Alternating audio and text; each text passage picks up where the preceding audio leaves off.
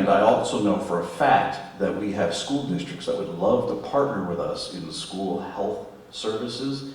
The issue that we ran into was you have to get startup money, and you have to be able to have space, appropriate space available for those clinics, and those became our roadblocks.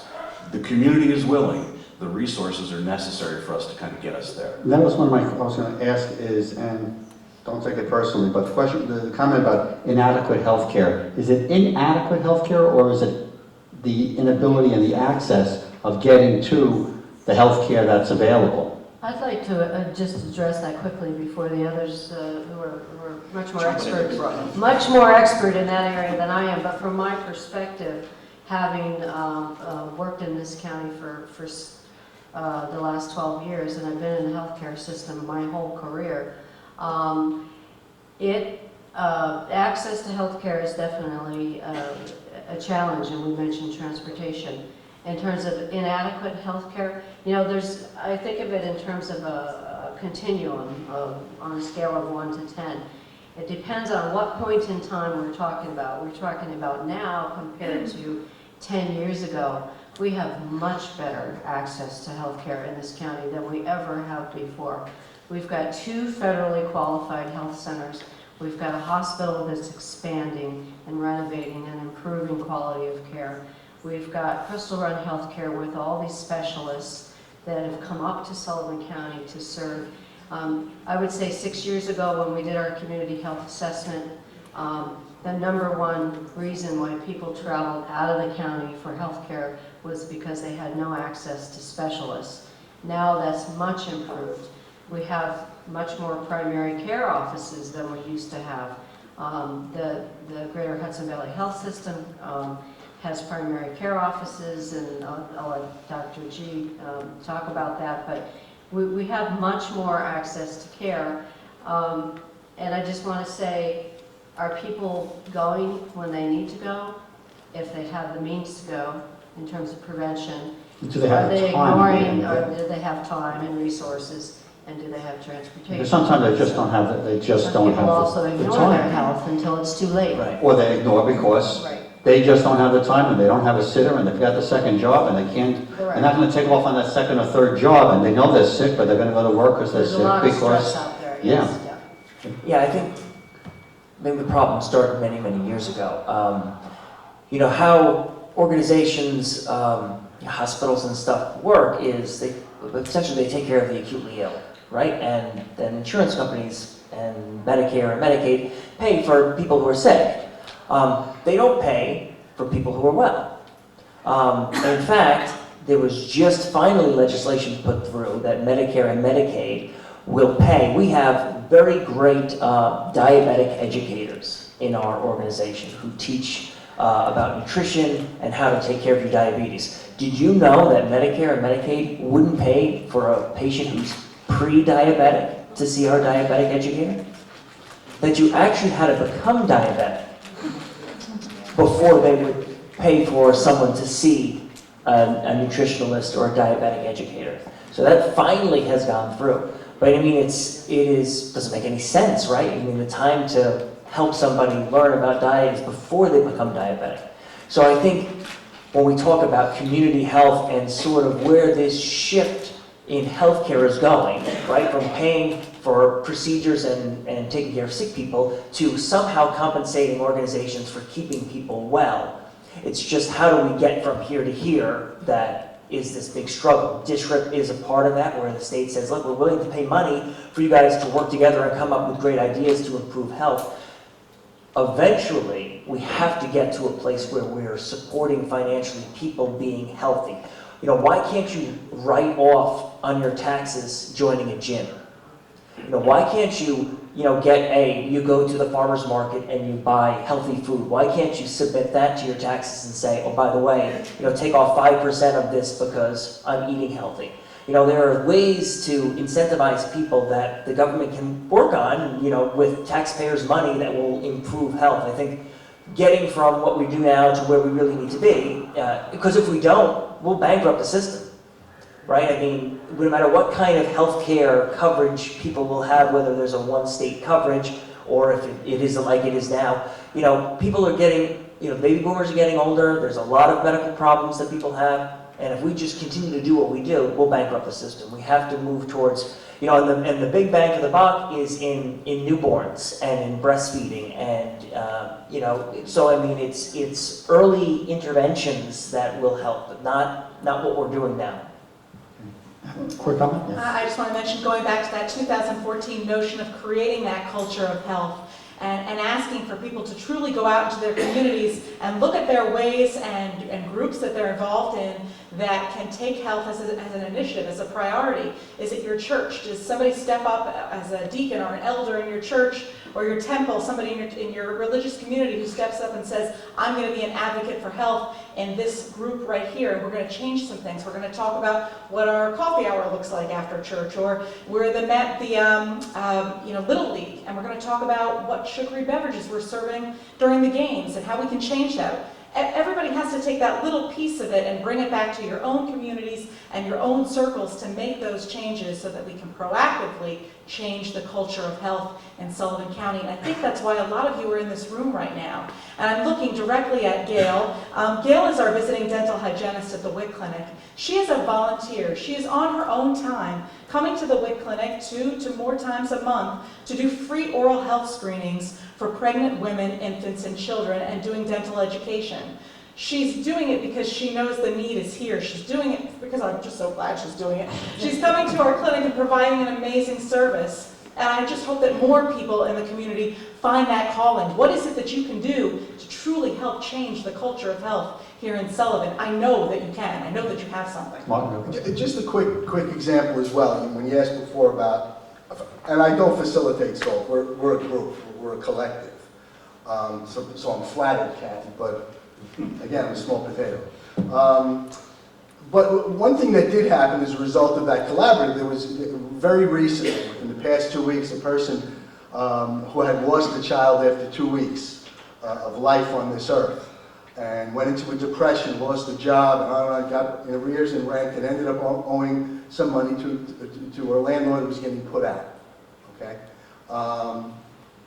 The person was embraced, and a dialogue was developed with the landlord. Say, okay, this is how much money this person owes. They're getting their job back because they never wanted to fire her. They loved her. They understood her situation. They gave her a job back, August 29th. She got another job.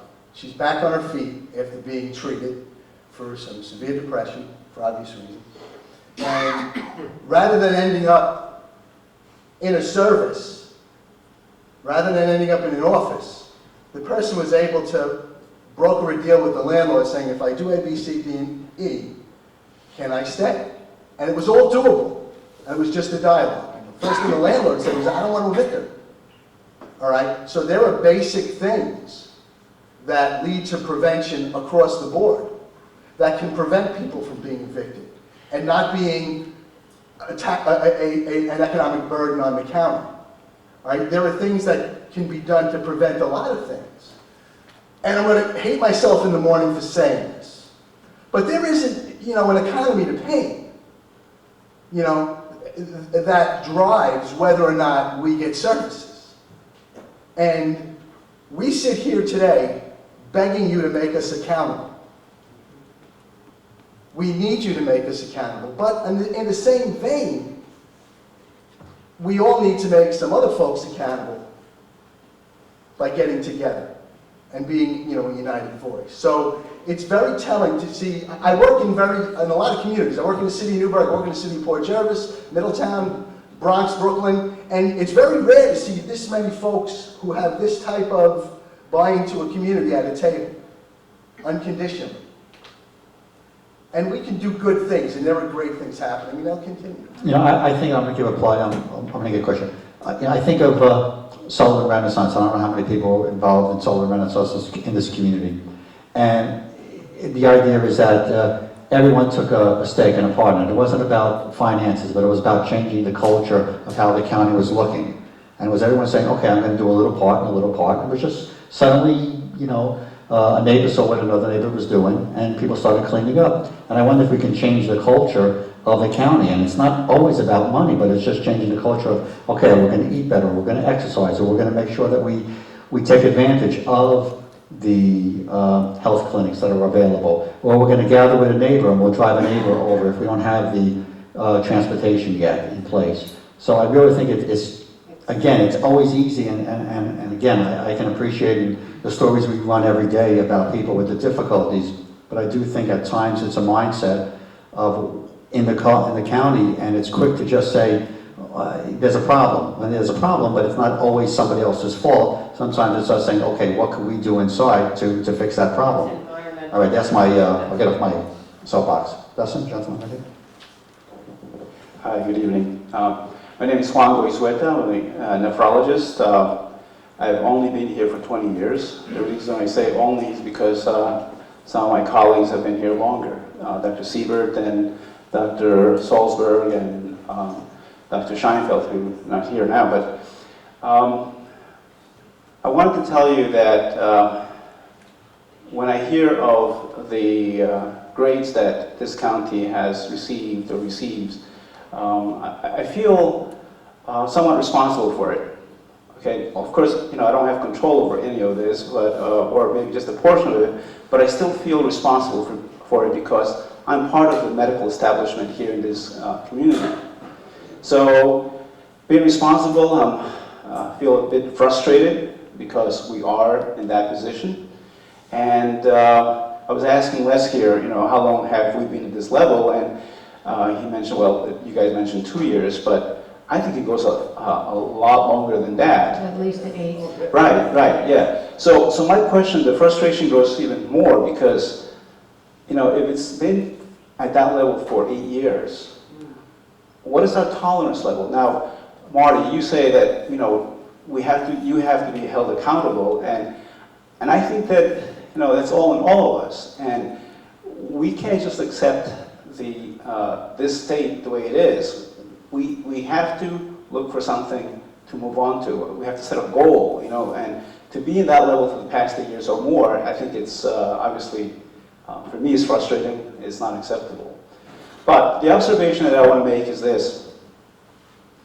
You mentioned that in the past several years, we've had the arrival of Crystal Run. We've had the expansion of Catskill Regional. And in its outward appearance, we're providing maybe better services, okay? So then why aren't we doing better? Well, I think to me, it has to do with one of the 3 items that I'm taking away with from here. One is the access to housing, the other one is access to care, and the third is poverty. So even though we have all the physicians in the community that have come and all services that we didn't have before, I think that one of the items is that we don't have transportation, we don't have access to that. I think that's something that we need to really, really concentrate on and take advantage of what's already available here. Okay, that's my observation. Being a nephrologist, I can just basically share with you what my other frustration is. I feel like we're in an isolated environment. We are physically isolated because of our topography. In the wintertime, it's really difficult to get in and out of the county and so forth. So it's important for us to have the resource, more physicians. From my area of expertise, what I find lacking is the vascular support. Okay, now it's maybe a highly specialized requirement, but you know what? 15 years ago, 18 years ago, we had a vascular surgeon in this community. We didn't have to have our patients going out of the county to get their vascular accesses taken care of. I'm hoping that will reverse. Yeah, Juan, the Greater Hudson Valley Health System is bringing on a vascular surgeon in the next month or so. Great. There you go. Fantastic, great. So my frustration is... That's great. Next question. Okay, any other doctors that we need? Gentleman in the back. I just want to start by thanking everybody for all the education that we're all getting tonight. Now, it's of particular importance to me. I'm Jerry Ebert, and I represent a lot of the county workers that we're talking about tonight, the folks that do child protective services, that go out and rescue kids, or that can handle adults with mental problems, which, as everybody's pointing out, is a big problem. The growing epidemic of mental health in this country. So I just wanted to make a couple of quick points. We talk about the poverty of Sullivan County. Well, poverty is pay, and one of the big problems is, the average pay is 9, 10, I mean, they started county workers at $11 an hour. Now think about that, $11 an hour is like, when you take out taxes and your contribution for medical insurance, it's like $350 a week. What are you going to do with that? I mean, we have county workers that are actually eligible for benefits, such as food stamps. So I think there's got to be a general recognition that we have to raise the minimum living wage of this county. And I'm talking $15.50 an hour. I think that's where it should be, at about $15.50 an hour. People will be taking home around $550 a week, which at that point, because I think one of the problems with mental health and poverty is stress. And stress comes a lot in our society from not being able to pay your bills, not being able to afford the cable or the phone. The things that, phone used to be $20, $30 a month, and now a lot of people with their family connections are spending, $200 a month. Not being able to buy food, not being able to pay for heating oil. These are the things that cause stress in people's lives, and another thing that causes stress in our family lives is the many folks that have to work 2 jobs. I want to know how you raise your family correctly when you got both parents working 2 jobs. It just doesn't happen. You end up having television raising the families, and this produces an effect. And I want to end, but I just want to say that we wanted to announce tonight that we're starting a campaign for $15.50 per hour in this county. We're going to be asking for everybody's support. It's going to take a couple of years, just like it took the fast food workers a couple of years. But we figure if it's good enough for fast food workers, it should be good enough for Sullivan County workers. So we're going to be pushing for it, and we ask everybody to join us in that effort. Thank you. Another question?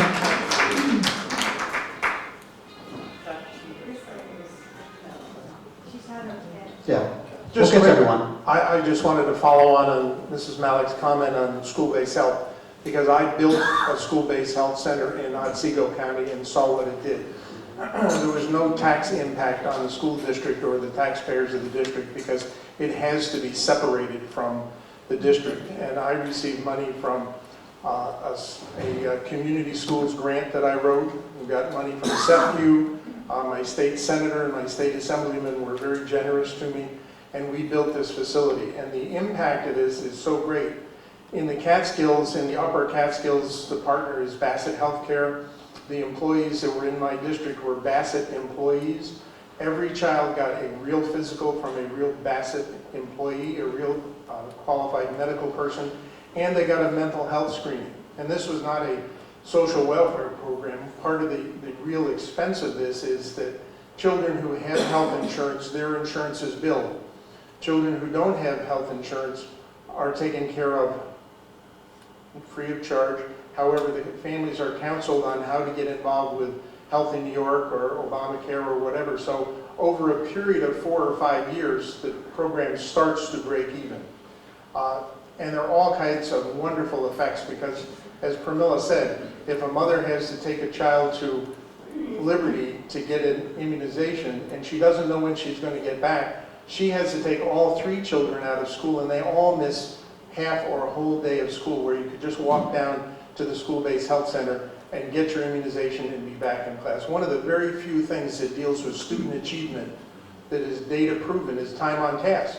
If kids are in class, they learn more. There's also a wellness piece of this for the entire school. And I realize it's a sort of a new idea in this part of the state, but it's very big in the upper Catskills, where poverty is truly grinding. Any reaction? I know you guys.